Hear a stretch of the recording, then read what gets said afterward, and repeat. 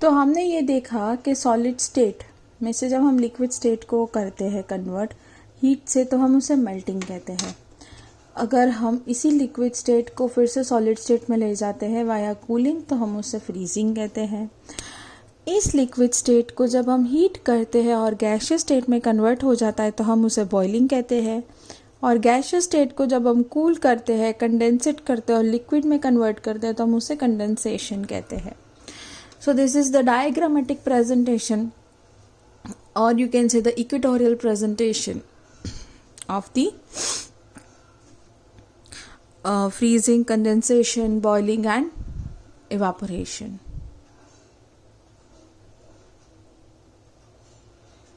Okay, not evaporation, I'm sorry, melting, freezing, boiling and condensation. Yeah. Now moving to latent heat. Now what is the word means latent heat? Latent heat क्या है? So the latent heat energy which has to be supplied to change the state. ये heat energy है जो हमको state change करने में help करती है, पर इससे टेम्परेचर नहीं बढ़ता है। ये पॉइंट आप ध्यान रखिएगा, that latent heat does not causes rise in temperature of a substance. तो हमारे पास ऐसे दो फिनोमिनन है, one is the latent heat of fusion, the another is the latent heat of vaporisation. अब इसे हमें बहुत ही ध्यान से पढ़ना है। लेटेंट हीट ऑफ फ्यूजन, उसके लिए एक एक्सपेरिमेंट हमने कैरी किया है। यहाँ पे ये है आइस, यहाँ पे ये बर्नर है, हम आइस को गर्म कर रहे, एक थर्मोमीटर लटकाया हुआ है और ये है एक आयरन स्टैंड। तो यहाँ जब ये हीट करेगा तो यहाँ पे टेम्परेचर जो है वो 0 डिग्री से बढ़ता नहीं है। जनरली हम हीट करते तो टेम्परेचर बढ़ना चाहिए ना, पर नहीं बढ़ेगा। तो किसकी वजह से? तो लेटेंट हीट की वजह से। अब एक आइस जब मेल्ट करना स्टार्ट करती है, तब ये लेटेंट हीट क्या करता है? So we can see here that this ice starts melting. अब जो हीट है ना, वो आइस के बीच में लेटेंट हीट कैप्चर करता है और उसको पिघलाता है, जिसकी वजह से वो टेम्परेचर बढ़ता नहीं है।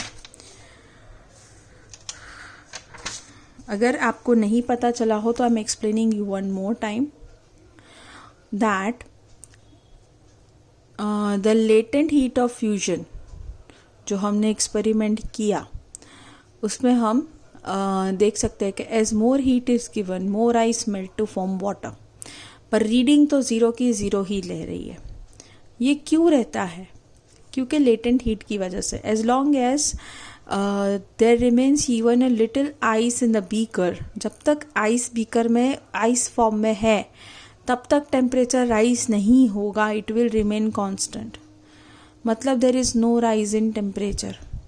It is only when the ice is melted that the temperature of water is from the ice. जब ice water बन जाता है तभी आपको temperature high मिलेगा.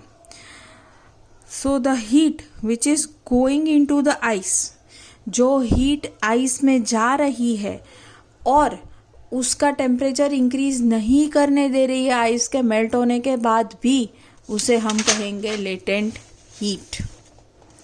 ठीक है? So that is latent heat of fusion. Latent heat of fusion को जनरली हम जूल्स में नापते हैं, it is joules per kg, and latent heat of fusion of the solid is a quantity of the heat in joules required to convert 1 kilogram solid को जब हम melt करते हैं और उसमें जितने जूल्स हीट एनर्जी जाती है उसे हम लेटेंट हीट ऑफ फ्यूजन कहते हैं, which is equal to 3.34 into 10⁵ joules per kilogram. Okay,